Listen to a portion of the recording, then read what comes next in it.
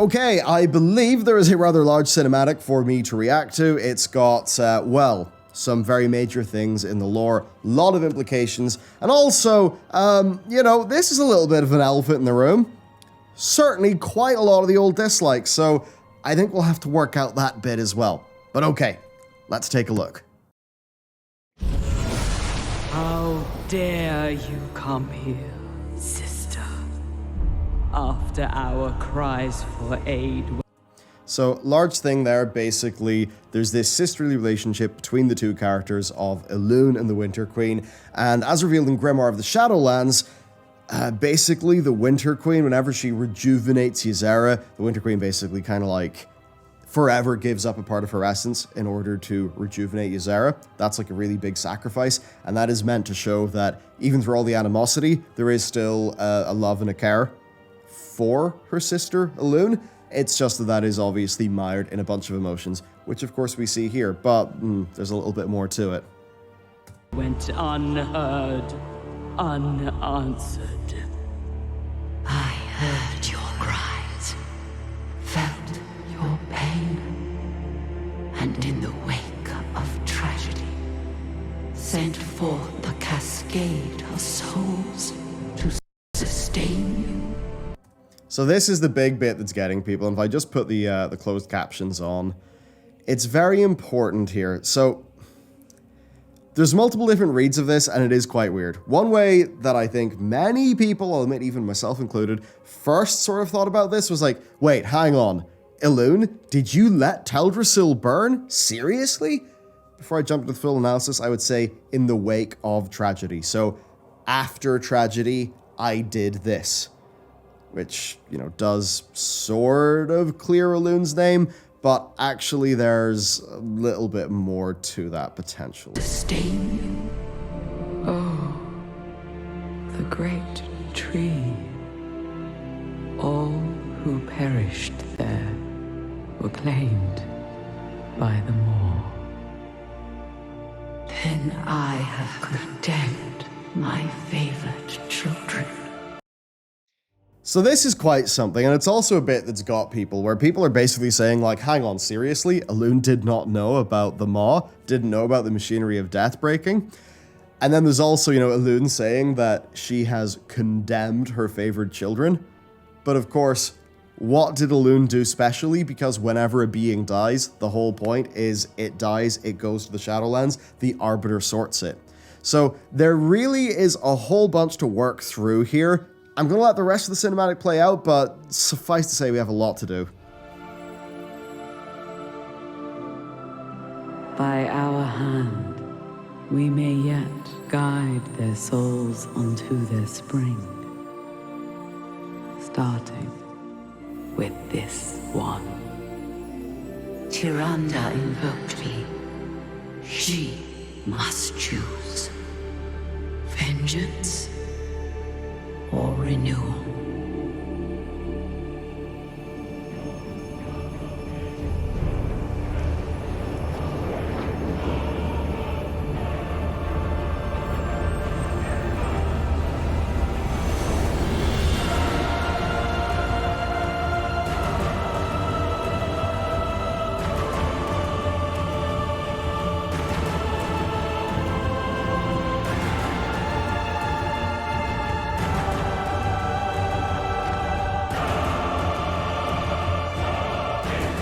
And there's sort of the reveal as well. Now, even this bit has had a lot of thinking, because Tyrande gets powered up by Elune in order to seek vengeance. Right when Tyrande gets Sylvanas and is able to enact her vengeance, Elune then yanks the cord, and Tyrande loses her powers, therefore can't do vengeance. And now, Elune offers Tyrande renewal or vengeance, which does seem very weird and silly. However, you could say that this is Elune, you know, making that offer because it's Tyrande's decision to make, not hers. I mean, even though Elune obviously made that decision for Tyrande in the previous cinematic involving this character, but you could also say that, you know, maybe Elune has had a bit of a change of mind because Elune now knows that all of those souls went to the Maw instead. You could say that, I guess. That bit is a little bit odd, and then it's that thing, vengeance or justice, what is it? That's something Blizzard have been trying to play up with, you know, like the Uther storyline. I mean, the current climate is a little bit weird. Certainly this whole thing about, no, don't choose vengeance or justice, choose renewal and life, even though the whole thing of Teldrassil is shockingly horrible, and I feel like they're not really doing anywhere near a good enough job in-game of portraying just how, like, insanely brutal the Teldrassil situation was. I mean, think about the Sarfang cinematics. You've got that one little flash of all the burning corpses where it's like suddenly they're full horrors of war, and it's just like, they've forgotten that. And, I think what a lot of Night Elf players want to see is actually not the superhero quest of Tyrande. They actually want to see, what's going on with the Night Elves, the Night Elven people. Are they going to, find a new home city? What's happening to the refugees? We still don't know what's really happening to the refugees. It's been, even though it's quite a while since Teldrassil burned. So it is a bit weird, but we do have to go back to the burning of Teldrassil and all of that stuff. So, okay, yeah. The cries and, the cries of pain and all that stuff from the Winter Queen, that is quite obviously, right, what is going on with the Anima drought as caused by Sire Denathrius. Now, you may be thinking, what's up there? Does Elune actually know what's going on? What I'd say is, all that Elune knows is that her sister is in a perilous situation and, some more souls are required. I think that's all that Elune knows.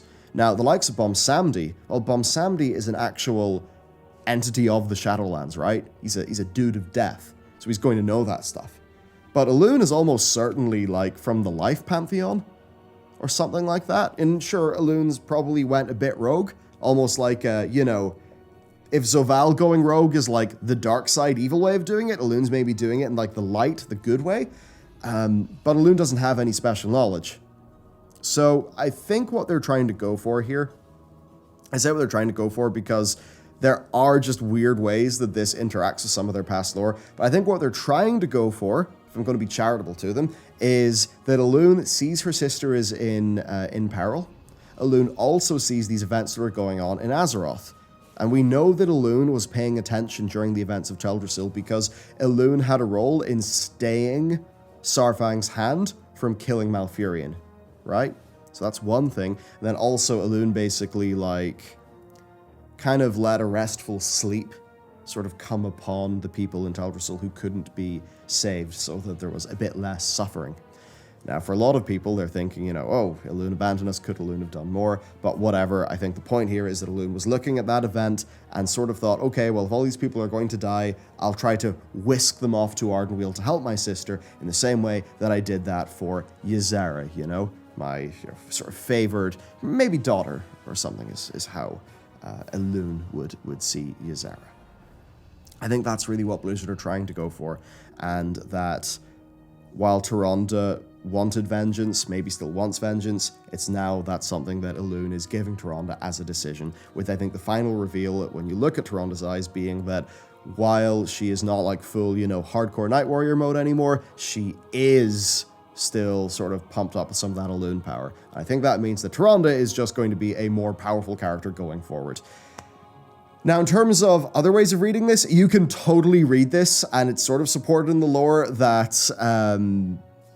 Elune was just like, okay, cool, we'll let Teldrassil happen. Souls, what are souls? Well, they boil down to a number called Anima, and it's fuel, fertilizer for my sister's garden. It kind of feels like that in a way, and you do wonder, could more have been done? Could more have been done? Maybe, I mean, could more have been done with the Wisps? Whatever. What we do know is the Night Elven people felt extremely betrayed by Elune. The characters Syra and Dalaran had an interesting situation where Blizzard, initially people couldn't quite believe that Syra and Dalaran would just join Sylvanas near immediately after Teldrassil happened, and Sylvanas killed them. But no, Blizzard actually confirmed that Sylvanas is not mind-controlling them, is not forcing their hand, that they joined of their own free will, in large part because they believe Elune abandoned them and basically let Teldrassil happen, that Elune could have done more. So that would suggest that Elune maybe could have done more here. But if you actually look at how everything's portrayed in this scene, I mean, no one's pissed off at Elune. Tyranda's not pissed off at Elune, maybe? I mean, she's not afterwards. So it's like, yeah, there are things that support that way, but this really doesn't seem to be how they're portraying it. But what I then say is, this is a 2-minute long cinematic with barely any dialogue. And absolutely massive lore-related revelations are hinging on that. And I think it's an incredibly risky way to tell your story with a tiny word count of vagaries, especially when it could feel like it's playing fast and loose with the stuff that really people care about in the universe of Warcraft. And then there's some other really weird things going on about this as well, right? Because, Elune, heard cries, felt the pain, and in the wake of the tragedy of Teldrassil, sent forth a cascade of souls to sustain her. Now, what does that actually mean? Because when a Night Elf dies, they're going to go and be sorted by the Arbiter. Does that mean that, Elune is able to bypass the Arbiter and send souls directly to somewhere? Well, if that was the case, then the souls would have ended up in Ardenweald, surely. Right? Because the whole thing is all souls that enter the Shadowlands go to the top of Oribos, they go to the Arbiter is basically a router. Routes them to where they're supposed to go. But because the Arbiter's broken, they all just fall down into the Maw. So if it was a situation where Elune had the power to all these souls, imagine they're falling down into the Shadowlands, and Elune's like, nope, you're not going to Oribos, you're going over here. No. That's not how this lore works, even as presented, because if Elune was able to do that, they wouldn't have ended up in the Maw, which means they just fell into the Shadowlands anyway? I don't know, did Elune just try to put a good word in with the Arbiter that, hey, these ones should really go to Ardenweald, by the way? But that's not how the Arbiter works, like, for a starter, and it's very weird. Like, I suppose this is trying to be like how Bomsamdi can, he was trying to save troll souls and that stuff in the Shadows Rising novel, but how does this work? Like, it's just that really tricky thing where because Blizzard have talked about the mechanics of the machinery of death breaking, we're now thinking about the lore in those terms. And to me, it just doesn't make a great deal of sense that, like, the way that this makes sense of Elune ferrying these souls to Ardenweald is basically that Elune, shoves them through Oribos and yanks them into Ardenweald. But that doesn't really seem like something Elune is able to do. So it's just, if it is, like, a way you could read this is that instead of them being wisps and remaining in the forest, they all just went to Ardenweald. Now, the lore there with the wisps is that, like, if a soul has such an affinity with nature, then basically that affinity means it can stay around as a wisp. But I'd imagine that not every Night Elf would actually make it to being a wisp in the forest. And if a Night Elf dies, I think a higher proportion of Night Elves are going to make it into Ardenweald anyway, which kind of would support the idea that Elune did just sort of let Teldrassil happen and try to give them a bit more of a peaceful death as far as, being burnt alive can be peaceful, because Elune at least knew that soul fuel would probably go into a good place. But then that's not really how they're portraying it. So it's, you see what I mean? And I think it's these levels of ambiguity that are why, this is actually more disliked than the raid ending of Sanctum of Domination. I saw, like, this comment about, like, the vengeance thing. Well, the difference is that, in between these vengeances, or these choices, Elune finds out about the souls actually not making it to Ardenweald and going into the Maw. But it's like, is that the thing that motivates Elune? But who knows, because the word count is so small. And I think Blizzard intend this to be something that we talk about. I think Blizzard actually intends for this to be a discussion starter where we're actually asking ourselves, oh wow, what did happen? Because, and this is something, full credit to Taliesin on Twitter. It was a quick little convo with me and Noble before I was going to go on stream. And he dropped that they play like a bit of music in this that is referencing the moment in the Crossroads in the War of Thorns. Which then you could sort of take to mean, oh, was Elune fine with that? So it's that weird thing if, Sylvanas was going to burn Teldrassil in a sort of a real weird flash moment of emotion because she got pissed off at Teldrassil. But then also that could have made sense if it was premeditated from Sylvanas because it fed all those souls into the Maw. But Sylvanas' plan didn't seem to be to do that whole souls into the maw thing at that stage because of, I mean, how it's just portrayed in the book, where Sylvanas, it's more that she just snaps and is like, you know what, screw you, I am going to kill Hope, burning your tree. But, so all those souls were going to go to the maw because of what Sylvanas was doing. Maybe that was Sylvanas' intention. Maybe it was just a snap decision. And then Elune is going to ferry those souls to Ardenweald. But that doesn't really make great sense in the, like, mechanics as far as we understand them. Right? I mean, maybe that just means instead of the Kyrians plucking all those souls up and depositing them up with the Arbiter, Elune did it instead. But, yeah, so there's just a lot of oddness to this.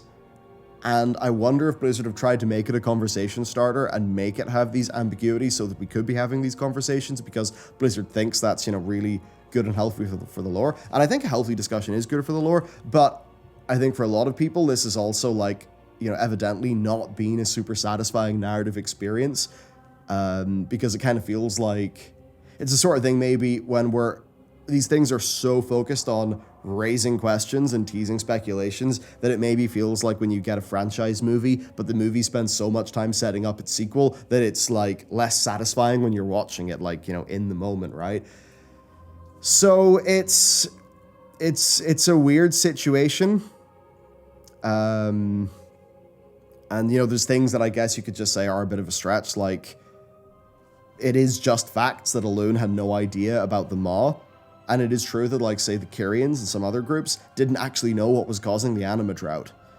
But I think it's just, like, not super in line with what people thought of Elune. I mean, it was said at one point that Elune was, like, a true deity of the Warcraft universe, but if Elune is basically just, you know, Xalatath refers to her as an upstart goddess, and is basically just sister of the Winter Queen, then, you know, it kind of shatters what we would have thought about Elune. This makes, you know, Cass Elune as a character who's more just a character with agency, and who is, I guess, a lot more fallible.